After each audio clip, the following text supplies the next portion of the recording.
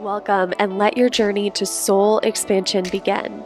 I'm your host, Kristen Kaczynski. This show will take you on a journey of expansion, encouraging you to release the limitations of your mind and lean into the wisdom of your soul. Remembering who you are on a soul level will help you release your conditioning, expectations, limiting beliefs, fears, and worries, and evoke a life expanded by your energetic alignment. Whether you're an entrepreneur who wants to grow your income and impact, or someone who knows in your heart of hearts that you're made for more, this podcast will help you awaken the power that's already inside of you, allowing you to attract an easy flow of money, clients, opportunities, and fulfillment. In each episode, you'll learn something new, expand your consciousness, and you'll walk away with a glimpse of what's truly possible for you. If you're ready to follow your soul's calling and live a more expansive life, you're in the right place. Welcome, and let your journey to soul expansion begin. One of the most important things to realize about money is that it's truly an illusion. I know, you're like, what the fuck? That's not true. I have bills, I have student debt, I have, people to pay in my business, or I need to be attracting money for my business. I get it. When you hear that money is an illusion, at first it's really disorienting and it's almost like, no, it's not. We almost get defensive about it because money can be the source of so much stress, so much worry, so much struggle. And if we begin to realize that all of that stress, worry, and struggle is coming from something that is an illusion, then that can be really disorienting or upsetting or frustrating. So let's dive into this concept more so you can start to understand that money truly is an illusion, and that it's not a bad thing that it's an illusion. It's actually something you can use to your advantage to help you bring in more money, bring in more of that illusion. Sound good? All right. So the first thing you got to understand about money is when you think about like money today, it's like numbers on a computer, right? If you go to the bank, if you go to your bank, there's not like a little box that's labeled with your name on it that has the exact amount of money in your bank account in that box that's just waiting there for you, right? Like that's not how it works. The amount of actual cash, like paper money, physical bills that you can hold in your hand that exists, some estimates say it's lower than 1%. In terms of like the total amount of actual money that exists on computers and exists in, the stock market.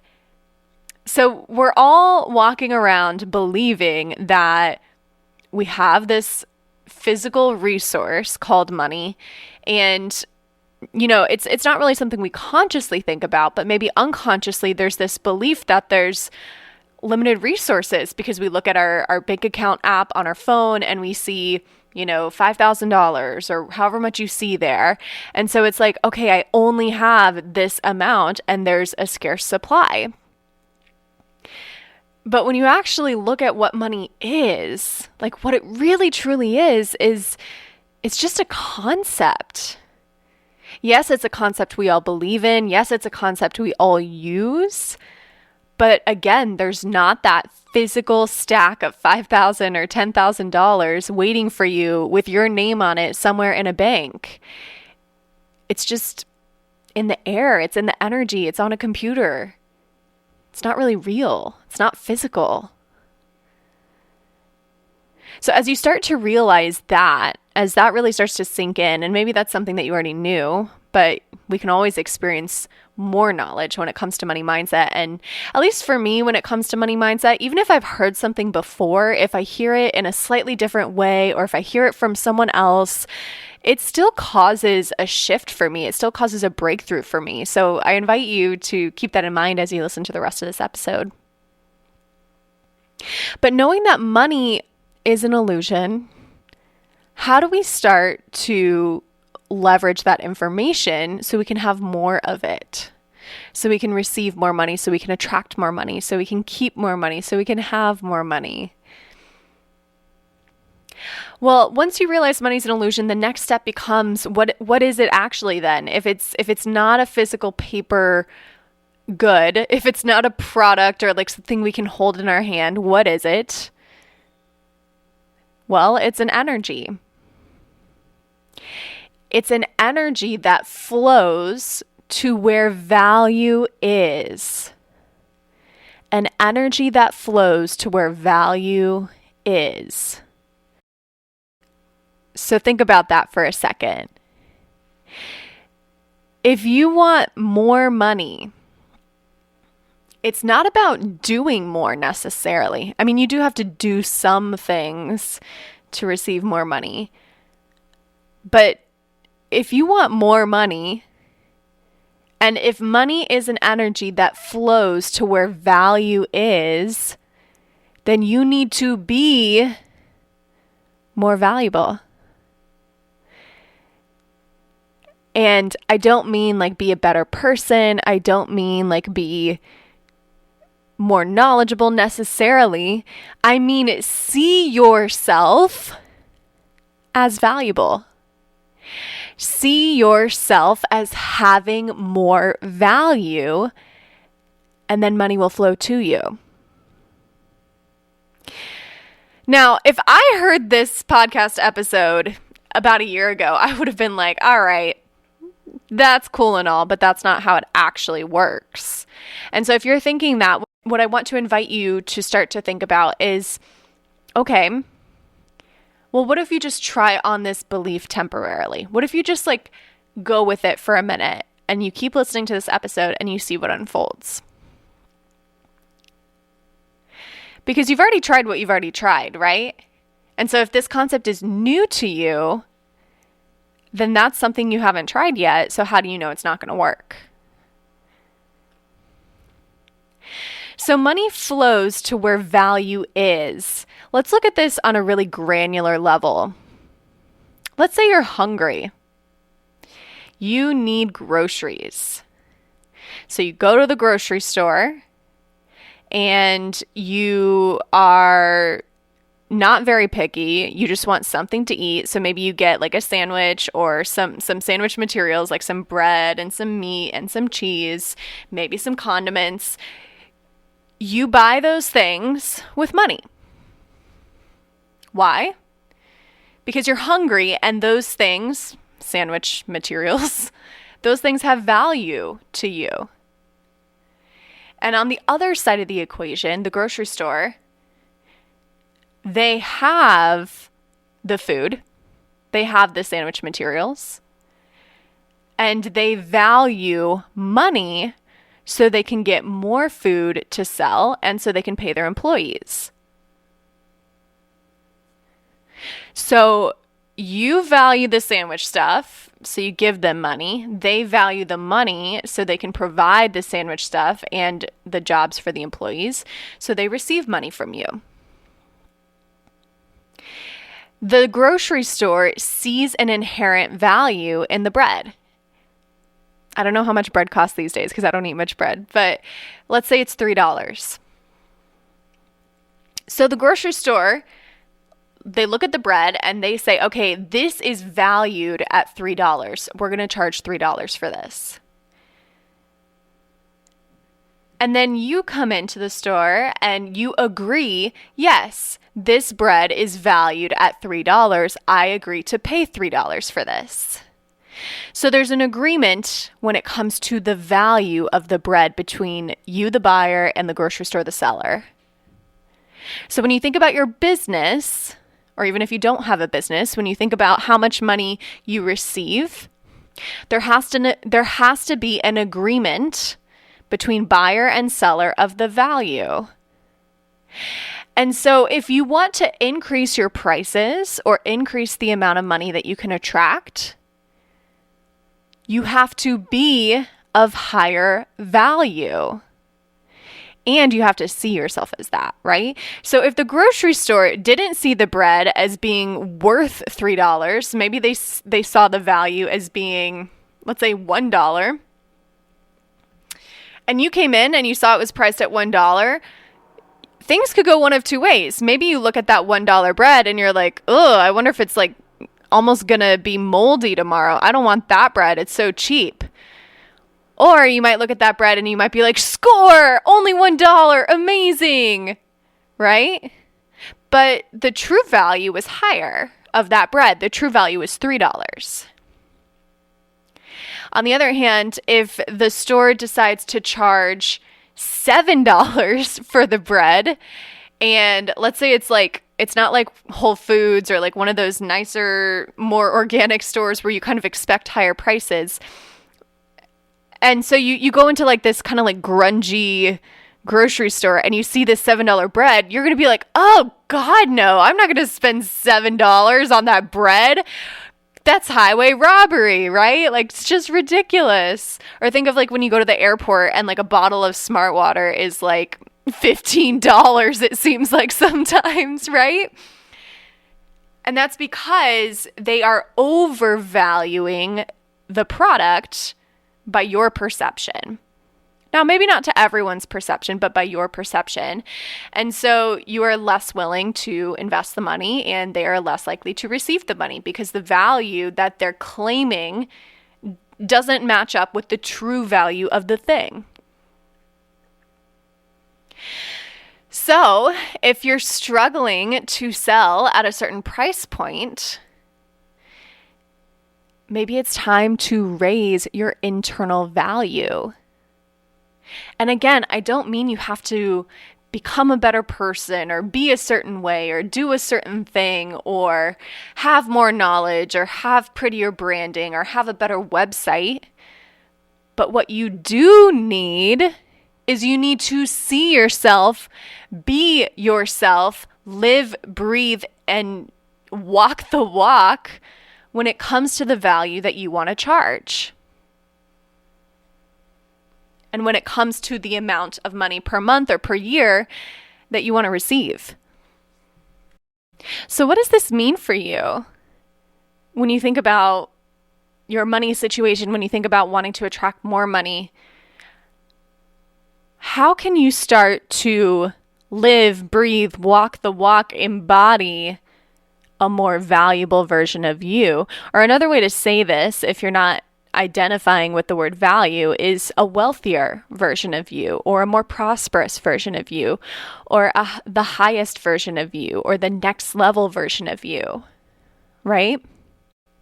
How do you start to step into that and really start to embody it? Well, there's a bunch of different things to think about, and I'm only going to give you a handful on here because I don't want to make this like a 2-hour long podcast. But the first thing that I want you to think about is, how do I treat myself? How do I treat myself? How do I treat myself in my business if you have a business? That's a great thing to think about. Do you treat yourself like a struggling solopreneur in that you force yourself to work 12-hour days, you don't ask for help, you only charge what feels okay to charge, you don't stretch yourself, you don't demand more for yourself, you have really poor boundaries with your clients, you feel like you're chasing after people? Are you in that state where you feel like you're in a struggle zone, where you feel like you are a struggling entrepreneur? So if that's how you're treating yourself, how can you start to treat yourself like a 6-figure or 7-figure entrepreneur? As a listener of the Soul Expansion podcast, you know how impactful our unconscious or subconscious thoughts can be, especially when it comes to attracting, receiving, keeping, having, and holding money. And one of the best ways to start to reprogram your unconscious mind is through the power of clinical hypnotherapy. And as a special treat to podcast listeners, I have a free money mindset hypnosis just for you, which is going to allow you to let go of beliefs that are currently holding you back when it comes to attracting money. Hypnosis, by the way, is not mind control. It's not voodoo, scary magic. It's really just allowing you to go into a light trance where you're super relaxed and your unconscious mind is open to receive suggestions. So you can rest assured when you listen to the Money Mindset Hypnosis, you are safe, you are protected, you are loved, and your subconscious mind is so powerful that if there is a suggestion that for some reason doesn't align with your values, it'll automatically reject it. So you're not being controlled by the mind.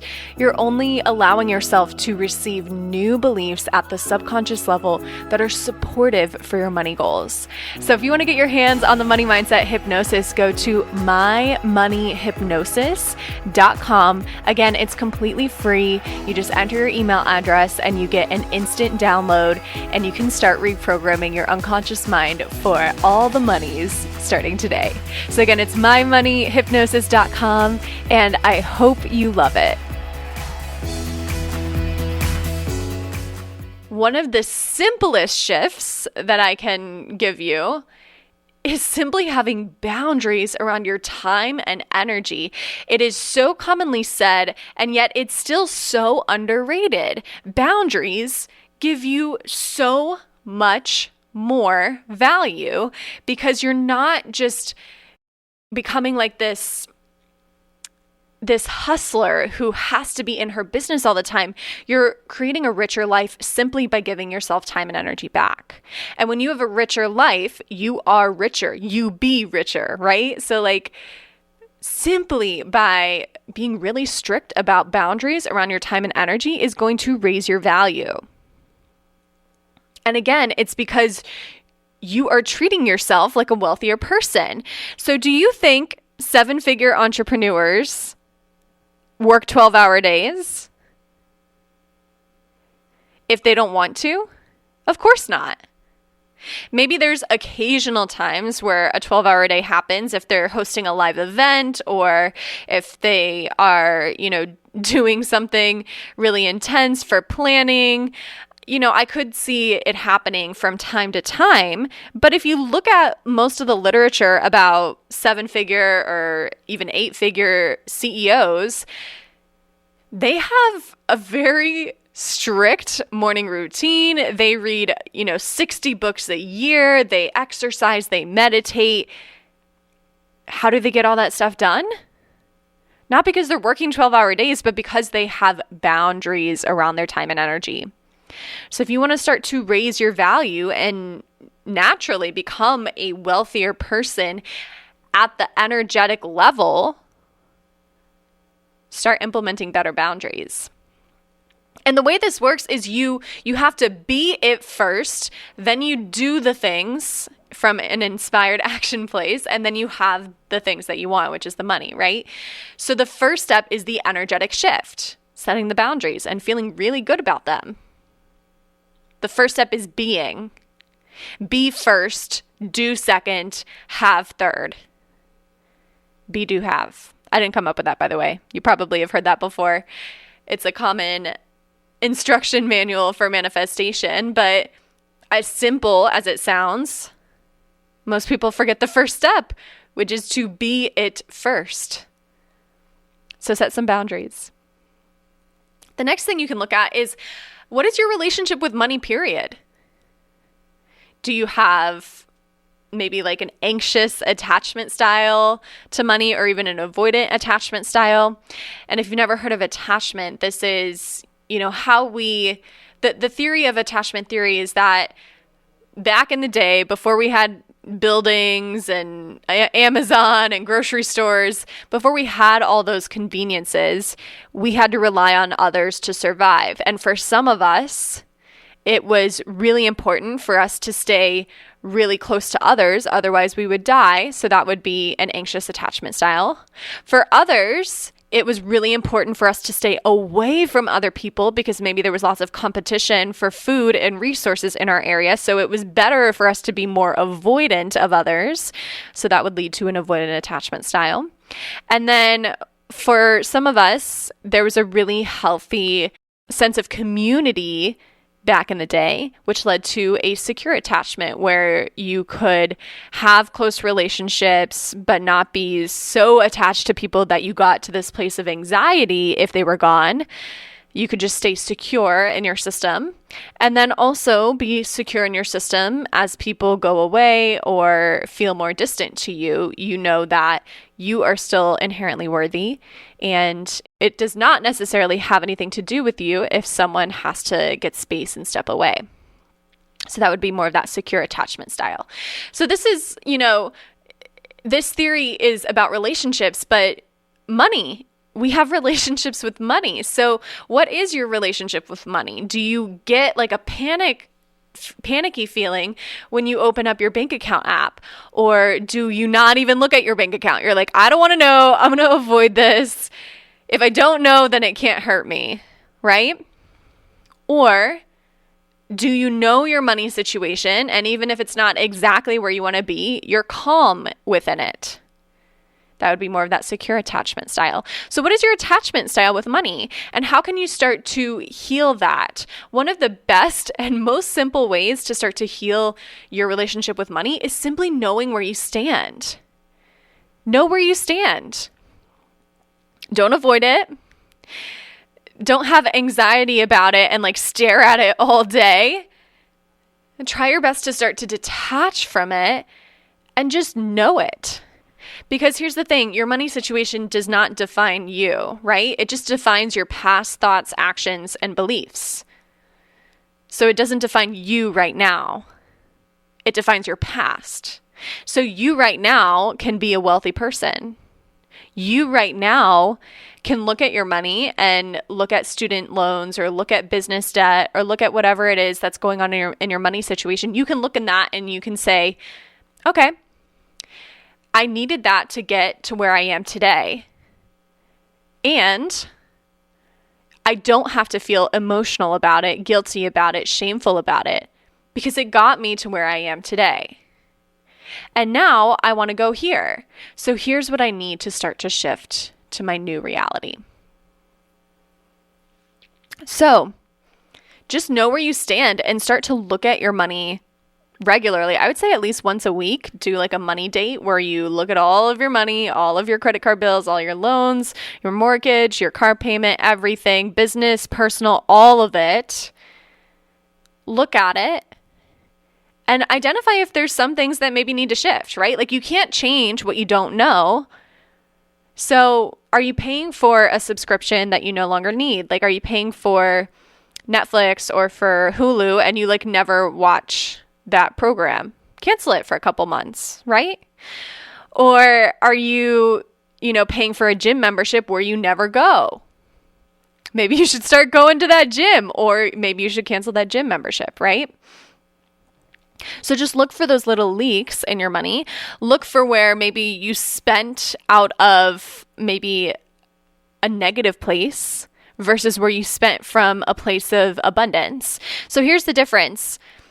I used to do this in the past. I used to compulsively shop when I didn't want to feel my feelings. Maybe you can relate to that. And I wouldn't always buy things because I, wanted to make sure I didn't go into debt. But I would stare at things I wanted to buy, and I would get this feeling of anxiety. So if I ever did buy something, even if I didn't buy the 10 things I wanted, if I bought one thing, it was like a hit. It was like a rush, like a high. It soothed the anxiety. It was a numbing mechanism, a coping mechanism.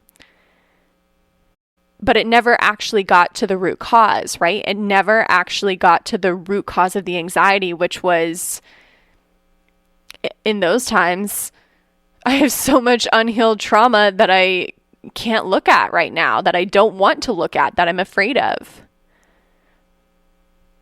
And that unhealed trauma would build up as anxiety in my system. And the only way to discharge the anxiety that I knew of at the time was to compulsively shop. So that's, investing or spending from a negative place, because it's not coming from abundance, right? It's coming from fear. Fear of feeling my feelings, fear of going inward. Versus now, spending from an abundant place for me looks like I buy the high quality food because my body likes high quality food and I enjoy feeling good and having lots of energy and feeling healthy. So yes, it costs more. Maybe it is $7 bread if I were eating bread right now, but I'm investing in it from a place of abundance, from a place of pure joy, from a place of I desire these things, not from a place of fear. I need this in order to discharge my nervous system. So when you look at your money, when you look at your situation, notice, and again, I recommend doing this once a week, notice, where am I doing things from a place of fear or carelessness? And where am I doing things from a place of abundance? And start to make shifts toward more abundance. So what this means is, it doesn't mean that you have to like save all your money and you can't spend any on yourself and you can't do anything fun in order to grow your income. What it truly means is you can do those things, but it needs to come from a place of pure abundance, not from a place of fear, scarcity, or just trying to keep up with the Joneses. Okay, so we talked about boundaries, we talked about energy, we talked about knowing your money situation and knowing your relationship to money. What else might come up with your money? Well, another concept that may come up is a trauma response. So a trauma response is something that's happening in the nervous system because something is making us feel overwhelmed or traumatized.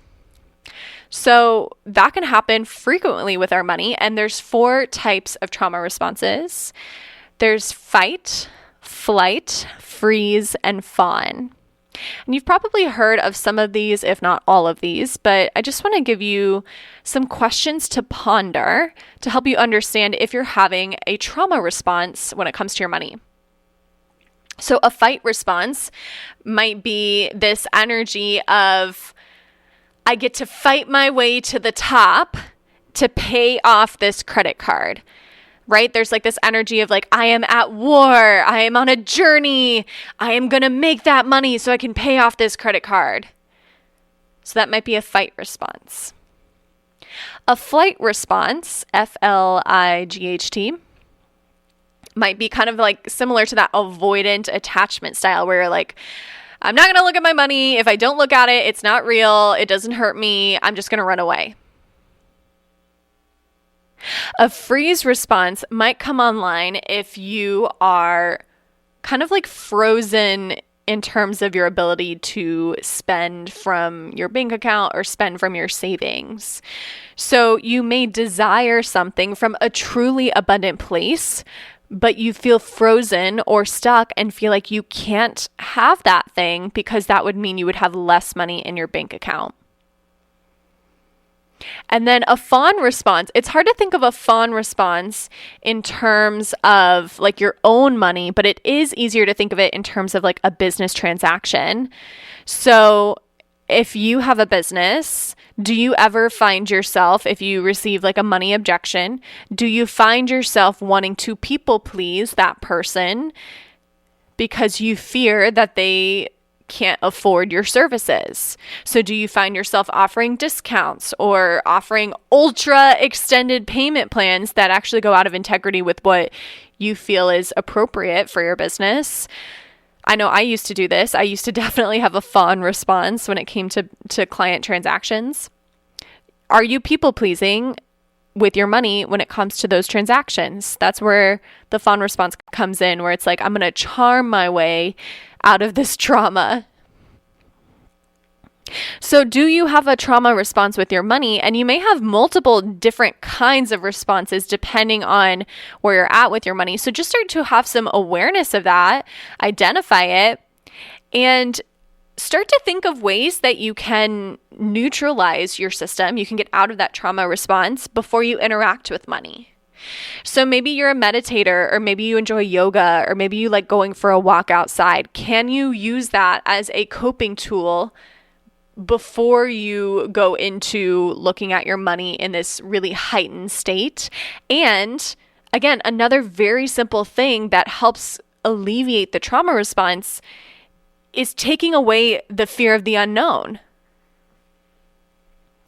Oftentimes we're anxious or avoidant, or we're in a fight, flight, or freeze response because we don't know our money situation inside and out. So just develop a better habit of knowing. When you know, you're not afraid of it because all the cards are on the table. There's nothing hidden behind the curtain. So this has been the first of many money mindset episodes that I plan to share on this podcast. I just don't want to make it too long because I know you guys are short on time. And I myself, if something is too long, I don't carve out the time to listen to it. So I wanted to make sure this was nice and short for you. But in my next episode, I will be talking a bit more about money mindset, and I will start to talk about some of the positive things you can start to do to attract and receive more money. So this episode was a lot more about like, what are you doing right now that you should try to stop doing because it's having a negative impact on your money? So kind of like the attachment styles, the lack of boundaries, the trauma responses. The next episode is more like, okay, now what should I do in order to attract and receive more money? So go ahead and download the next episode. It's available for you right now, and I will see you there. Until then, I'm Kristen Kaczynski. Thanks so much for tuning in, and I'll talk to you soon. Thank you for honoring your soul's calling today and taking the time to listen to this episode of the Soul Expansion Podcast. If you have a question you'd like featured or have a topic idea, I would love to hear from you. Find me on Instagram at Kristen Kaczynski and send me a DM with your request. Remember, you are a truly limitless being. The limits you see now are only an illusion. Whatever it is that you desire, that's already yours. It already exists in the universe here and now. You simply have to awaken to what you already have. And I hope this episode brought you a little closer to that truth. If you love this episode and would like to give from your heart and appreciation, please take a few moments to screenshot it and tag me in your stories on Instagram, or write a brief review on your favorite podcast platform. Your voice truly matters, and your feedback helps to spread abundant expansion to a broader audience. And what a gift that is, right? Just think about how much abundance will come back to you if you help a friend experience their own soul expansion. And with that, I just want to say thank you for being you. Thank you for being here. Thank you so much for listening. And until next time, I'm Kristen Kaczynski, and I love you.